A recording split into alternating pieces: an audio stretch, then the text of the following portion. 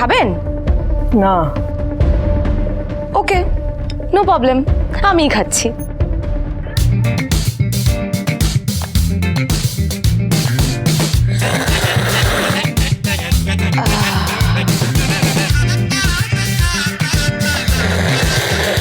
এই ননসেন্স! এই, আমাকে রোয়াব দেখাবেন না একদম। আমি কিন্তু কোনো আতিপাতি কাজের লোক নই। হ্যাঁ, আমি ব্যাড গার্ল ঝুমা।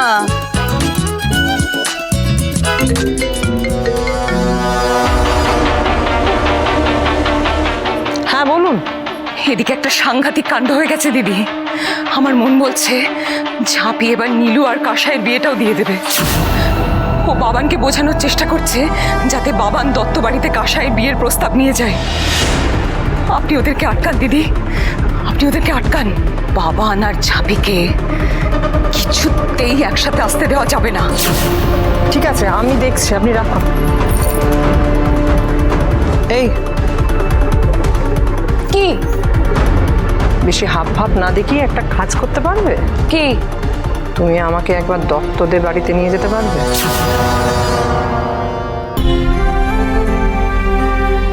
তুমি নিজের বুকে হাত রেখে বলো তো, নীলুদা কাসাইদের যোগ্য নয়? ও আমায় খুব আগলে রাখবে, খুব ভালোবাসে ও আমায়। কিছু ভাবলে? কি গো, কিছু ভাবলে? না, এখনো কিছু ভাবিনি। আর কবে ভাববে? এভাবে তো দিন গড়িয়ে যাচ্ছে। তুমি বাবার সাথে কথা বলবে না? বাবার সঙ্গে কথা বলা তো ইজি না, তোকে সেটা বুঝতে হবে চাপি। তুমি তো নিজে রাজি হয়ে গেছো বলো, তারপরে কথাটা বলবে না? আমি তো পরিষ্কার বুঝতে পারছি তুমি রাজি হয়ে গেছো। ব্যাপারটাকে ফেলে না রেখে কথা বলে নাও না বাবার সাথে। আমি তো কথা বলবো বললাম, আমাকে একটু সময় দেয়, আমি কথা নিশ্চয়ই বলবো। কেন বলবো না গো, সময় দেওয়ার মতো সময় নাই আমাদের কাছে। এ কি রে?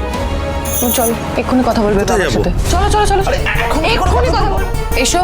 এরকম ভাবে আরে এসো না। পরেও তো আমি বাবা, তোমার ছেলে তোমার সাথে কিছু কথা বলতে চায়। আমার ছেলে আমার সাথে কথা বলতে চায়, তুই হাত ধরে টেনে নিয়ে আসলি কেন? ও বলতে চায় কিন্তু তোমায় বলতে পারছে না, তাই জন্য আমাকেই ওকে এখানে নিয়ে আসতে হলো। প্লিজ বলো না বাবাকে। বাবা, এটা তাড়াহুড়ো করে বলার বিষয় নয়, তোমাকে ধীরে সুস্থে বলতাম আমি। আমি তো বললাম আমাদের হাতে সময় নাই। বাবা, তোমার ছেলে মনে মনে ঠিক করে নিয়েছে যে ও নীলুদার সঙ্গে কাসাইদের বিয়ে দিতে চায়।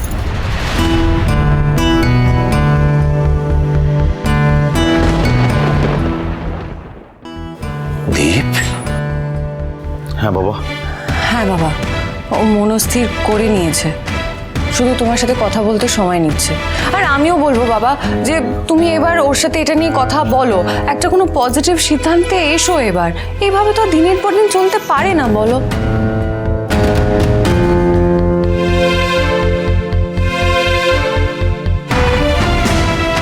দীপ, তুই কি মনস্থির করে নিয়েছিস?